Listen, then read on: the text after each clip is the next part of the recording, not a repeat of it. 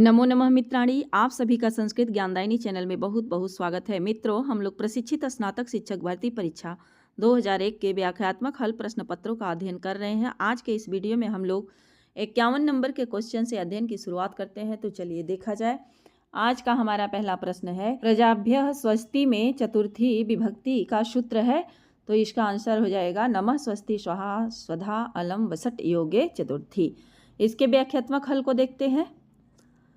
तो हित योगे च वार्तिक, हित योगे च वार्तिक से क्या हो जाएगा, ब्राह्मणाय हितम। यह करता क्या है, हित सुख के योग में चतुर्थी विभक्ति का प्रयोग किया जाता है, जैसे ब्राह्मणाय हितम। अरुच्यार्थ नाम प्रियमाणः क्या है, यह संज्ञा सूत्र है। और रुचि अर्थ वाली धातुओं के योग में जिसको जो चीज़ अच्छी लगती है उसमें चतुर्थी विभक्ति का प्रयोग किया जाता है। जैसे उदाहरण दिया है हमारा कि हरे रोचते भक्ति ही, माने हरि को भक्ति अच्छी लगती है। चतुर्थी संप्रदाने यह विधि सूत्र है। और विप्राय गाम ददाती में विप्राय यमभिप्रतिशो संप्रदानम से विप्राय की संप्रदान संज्ञा हो जाएगी और चतुर्थी संप्रदाने से चतुर्थी विभक्ति।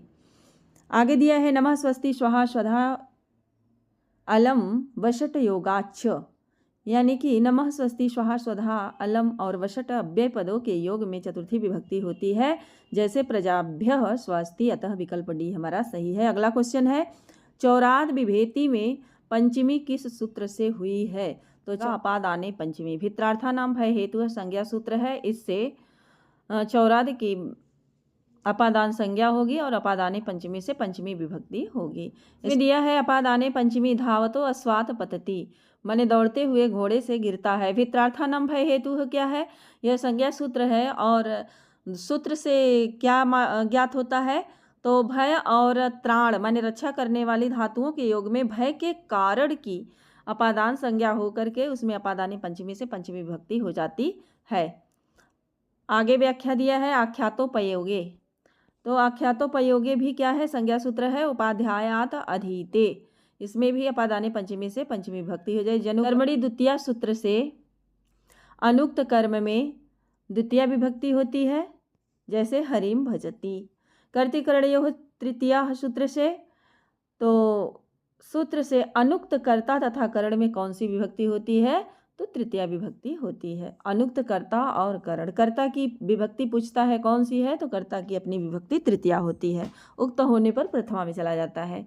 चतुर्थी संप्रदाने यह क्या है, तो विधि सूत्र है। इस सूत्र से अनभिहित संप्रदान कारक में चतुर्थी विभक्ति का प्रयोग होता है, जैसे ब्राह्मणाय गाम ददाती।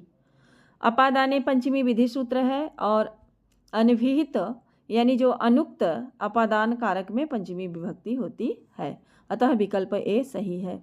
अगला क्वेश्चन है पादेन खंजः। पादेन खंजः में तृतीया विभक्ति है, तो एनांग विकारः। एनांग विकारः क्या है, विधि सूत्र है। और जिस व्यक्ति के जिस अंग में कोई विकार उत्पन्न हो जाता है उस अंगवाचक में क्या होता है, तृतीया विभक्ति का प्रयोग किया जाता है। विकार युक्त अंग में ही तृतीया विभक्ति का व्याख्यात्मक हल दिया है कि इस सूत्र से जिस अंग के द्वारा अंगी का विकार लक्षित हो उसमें तृतीया विभक्ति का प्रयोग किया जाता है, जैसे पादेन खंजः। सायुक्ते अप्रधाने विधि सूत्र है। पुत्रेण सह आगतः पिता। साधकतम करणम भी क्या है, हमारा संज्ञा सूत्र है। इसका उदाहरण है कि बाणेन हतो बाली। बाणेन हतो बाली, बाण के द्वारा बाली को मारा गया। अतः बाण क्या है, कर्ण है, साधक है, कार्य करने की सिद्धि में सहायक है। अतः साधकतम कर्णम से इसी की कर्ण संज्ञा हो जाएगी। और कर्तिकर्णयोस् तृतीया से तृतीया विभक्ति हो जाएगी। कर्तिकर्णयो तृतीया सूत्र से रामेण हतो बाली, तो विकल्प ए हमारा सही है। अगला क्वेश्चन देखते हैं। तो हमारा अगला क्वेश्चन है बलिम याचते वसुधाम। यहाँ बलि की कौन सी संज्ञा होगी, तो अकथितम च सूत्र से बलि की कर्म संज्ञा हो जाएगी। इसके व्याख्यात्मक हल को देखते हैं। तो व्याख्यात्मक हल है अकथितम च, यह संज्ञा सूत्र है। और इस सूत्र से जब वक्ता अपादान आदि करने कारक न कहना चाहे, यानी अपादान आदि की अविवक्षा करके कर्म करना चाहे, तो वहाँ द्वितीय विभक्ति होती है। जैसे बलि में याचते वसुधाम, माने बलि से याचते मांगता है, वसुधाम माने धरती को। धरती हमारा मुख्य कर्म हो गया, बलि गौड़ कर्म हो गया, और याचते क्या हो गई, क्रिया हो गई। तो यहाँ वसुधाम की कर्तूर ईप्सितमम से कर्म संज्ञा और बलिम की अकथितम च से कर्म संज्ञा, और दोनों की कर्मणि द्वितीया से द्वितीय विभक्ति। आगे दिया है अपवर्गे तृतीया, यह भी हमारा विधि सूत्र है। अहना अनुवाको अधीतः, यह क्या है कि दिन भर में अनुवाक को पढ़ लिया, पढ़ करके समाप्त कर दिया, अतः कार्य हमारा समाप्ति की ओर है। और अपवर्ग यानी समाप्ति, तो यहाँ पर हो जाएगा इसी सूत्र से तृतीया विभक्ति यहना में। तथा युक्तम चानिप्सितम, ये एक सूत्र क्या कहता है, ग्रामम गच्छन तृणम स्पृशति, माने गांव को जाते हुए तृणके को छूता है। तो चाहे इप्सित हो या अनिप्सित हो, दोनों की ही कर्म संज्ञा होती है। यहाँ जो तृणम है, यहाँ तथा युक्तम चानिप्सितम से तृणम की कर्म संज्ञा हो जाएगी और कर्मणि द्वितीया से द्वितीय विभक्ति हो जाएगी। फिर है अभिनिविशश्च, सूत्र से अभिनिविशते शनमार्गम बनेगा, अतः विकल्प हमारा ए सही है। अगला है लिट लकार किस काल का बोधक है, तो लिट लकार जो होता है वो भविष्यत काल का बोध कराता है। इसके व्याख्यात्मक हल को देखते हैं। लंग लकार भूतकाल, लोट लकार आज्ञार्थक और लिट लकार भविष्यत काल, लट लकार वर्तमान काल, अतः विकल्प हमारा सी सही है। अगला क्वेश्चन है संस्कृत में धातु कहते हैं, तो क्रियापद को हम क्या बोलते हैं, धातु कहते हैं। अगला क्वेश्चन है इनमें से कौन धातु सकर्मक नहीं है, तो ठ लिख हन ये सकर्मक धातुएं हैं और नृत्य क्या है, अकर्मक धातु है। नृत्य माने होता है नाचना, अकर्मक धातु है, शेष सभी सकर्मक धातुएं हैं। नृत्यति नृत्यतः नृत्यंती रूप चलता है। अगले क्वेश्चन हमारा है गच्छेत किस लकार का रूप है, तो गच्छेत विधि लिंग लकार का रूप है। इसका व्याख्यात्मक हल है गम धातु का रूप निम्नलिखित लकारों में इस प्रकार चलता है। लट लकार में गच्छति गच्छता गच्छन्ति, लोट लकार में गच्छतु गच्छताम गच्छन्तु, लंग लकार में अगच्छत गच्छताम अगच्छन, विधि लिंग लकार में क्या चलेगा, गच्छेत गच्छेताम गच्छेयुः, अतः विकल्प डी सही है। भू धातु लट लकार प्रथम पुरुष एक वचन का रूप क्या बनता है, तो लट लकार प्रथम भवति भवतः भवन्ति भवसि भवतः भवत भवामि भवाव भवामः, तो इसका प्रथम पुरुष एक वचन में हमारा हो जाएगा भवती। व्याख्यात्मक हल देखते हैं। भू धातु के रूप निम्न लकारों में इस प्रकार चलते हैं। लट लकार में आपका उत्तम पुरुष में चलेगा भवामी भवावह भवामह, और लट लकार मध्यम पुरुष में भवती भवसी भवथः भवथ, और लट लकार में आपका भवती भवतः भवंती। सखी शब्द का प्रथमा बहुवचन में क्या रूप चलता है, तो सखी का प्रथमा बहुवचन में सखाया हो जाएगा, सखा सखायम सखायः, सखायः रूप हो जाएगा।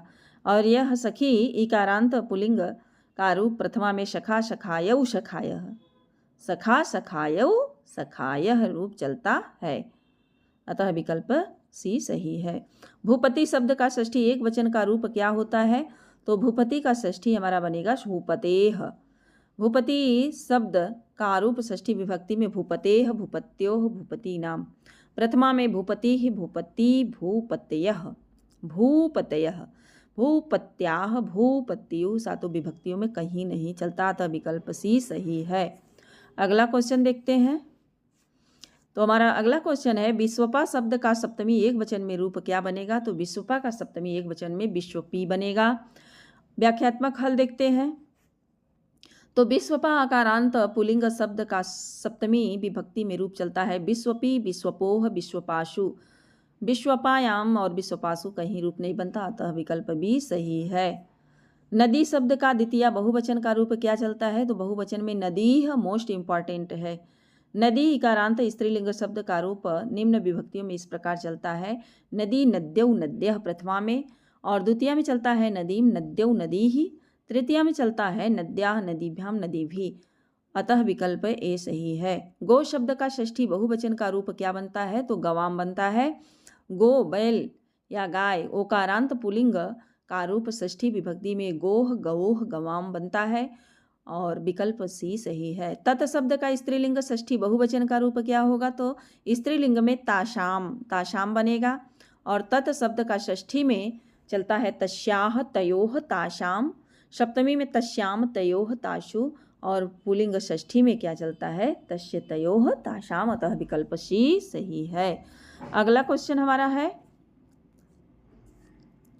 कि अस्मद शब्द का चतुर्थी बहुवचन में रूप क्या होगा? तो चतुर्थी बहुवचन में पूछा है तो अस्मभ्यम रूप हो जाएगा। अस्मद का चतुर्थी विभक्ति में मह्यम आवाभ्याम अस्मभ्यम भी सही है। युष्मद शब्द का षष्ठी एक वचन में रूप क्या चलता है? तो षष्ठी एक वचन में तौ हो जाएगा। युष्मद सर्वनाम का षष्ठी विभक्ति में रूप तव युवयोः युष्माकम, विकल्प ए सही है। सर्व शब्द का स्त्रीलिंग सप्तमी एक वचन में क्या बनता है? तो सप्तमी एक वचन में सर्वस्याम बनता है।